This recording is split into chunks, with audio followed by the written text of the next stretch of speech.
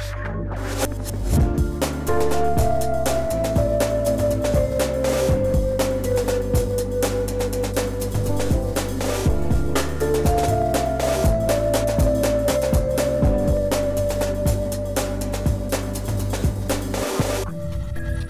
first became homeless in January 2013. I was staying with my mum in Knightswood. I stayed with her up until I was 15, turning 16. And just basically a relationship breakdown. I was getting older, getting out drinking a lot more, having a social life basically. And we both came to a mutual agreement. Then I stayed with my gran. I moved in with her for a while. Stayed with her for about 3 years. And then just thought I had to get myself sorted. So I thought I'd go and stay with a few pals, have a good time basically. And then it just all turned to mush. I became homeless because me and my wife kept arguing, fighting. And there was drink involved. So I just decided I was moving out.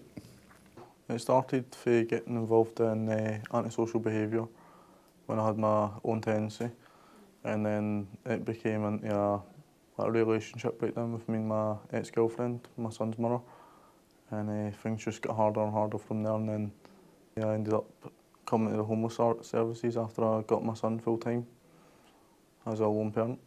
I moved it, didn't have anywhere else to go, but I didn't care, I was near my pals. And then for about 3 or 4 days I slept under tunnels in the town in Clydebank, which is basically the worst ever possible stage of my life, and I would never shut an end. And I decided, I didn't even decide. My friend said, Jordan, you're getting yourself sorted. We're going to the council, we're getting you somewhere to stay. And that was it. If I didn't have my friends there, then who knows where I'd be right now. The homeless people put me up right away. And they were really good. After a few months I moved back in, and a couple of months later it was square one. I was over a period of about 6 years.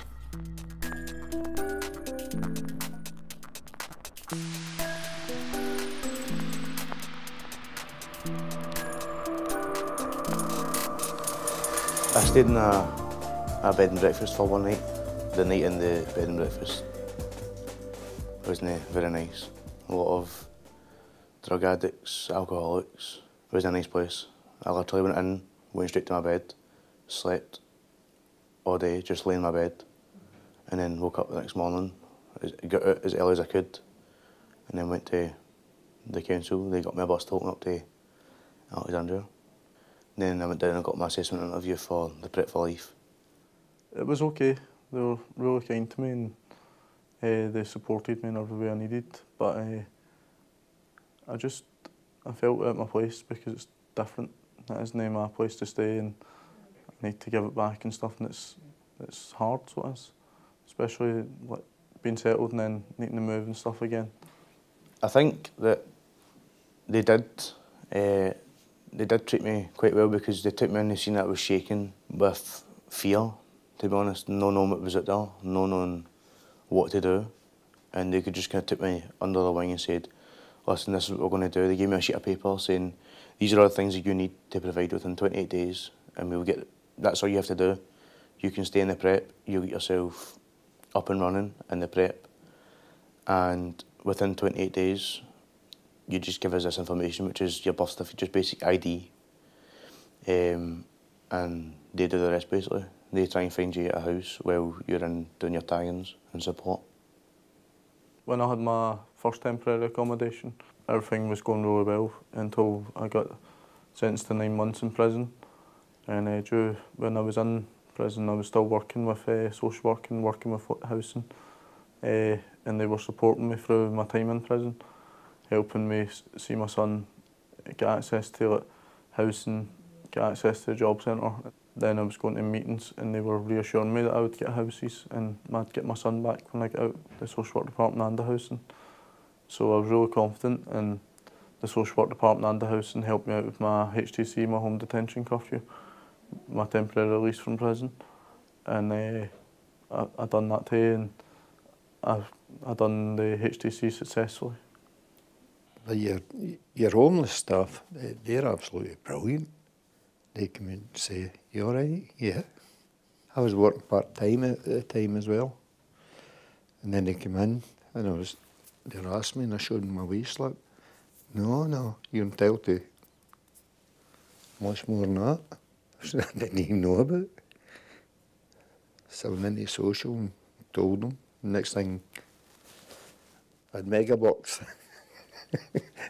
To me, anyway, it was mega bucks. So that just shows you how good they are, really. I never once to say, no, we can't put you up or anything, you know. They just bent over backwards.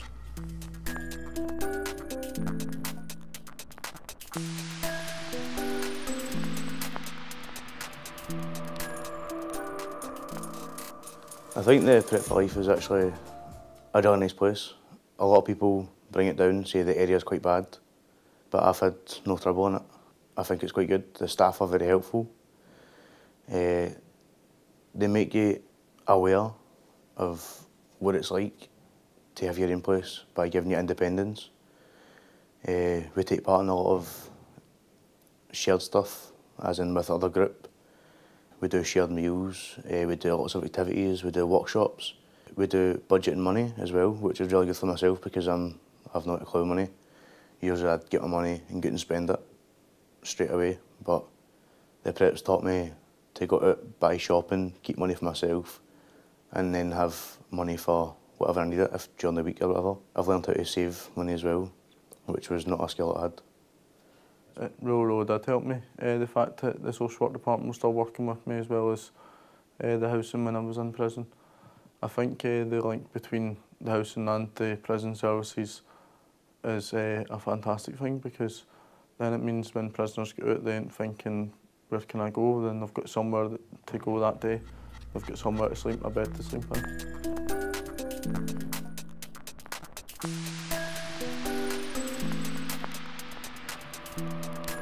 I was okay when I got out of prison due to the fact I had a house, but the benefits for me and my son hadn't kicked in yet.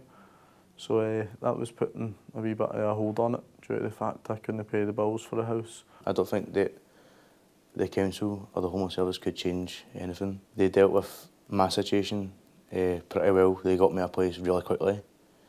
They even gave me a place to stay for the night that I had the interview the next day. So they did treat me very well. I really thank them for that, because if it wasn't for them, I wouldn't know where to go, and I wouldn't be in the position that I'm in now, which is almost a quarter of the way through getting my own house.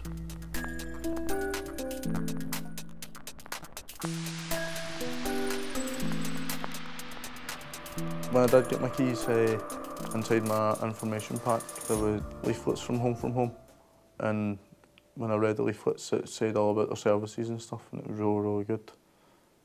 I've not actually started the process of looking for a house yet, to be honest. I'm more concerned about learning all these life skills while I'm in the prep, because they actually offer the services for me to become an independent house owner.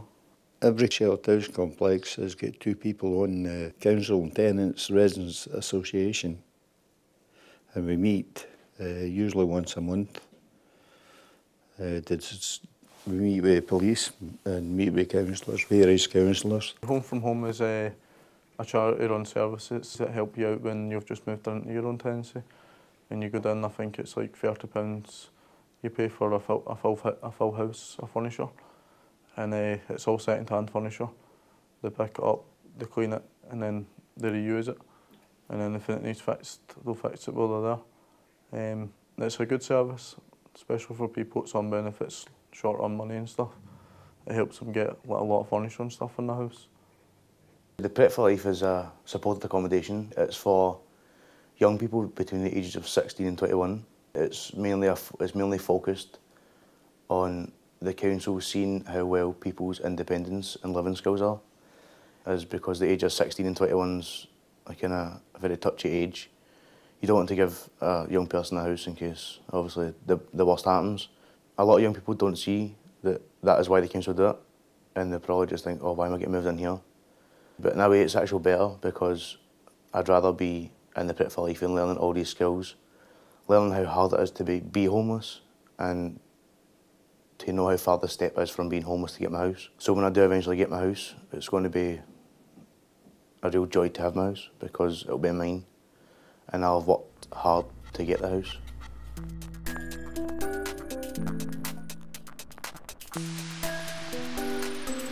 If there's any advice I would give any young person who's on the verge of becoming homeless, or wants to become homeless because they think they're independent, it is not an ideal situation. It's no funny, it's no joke.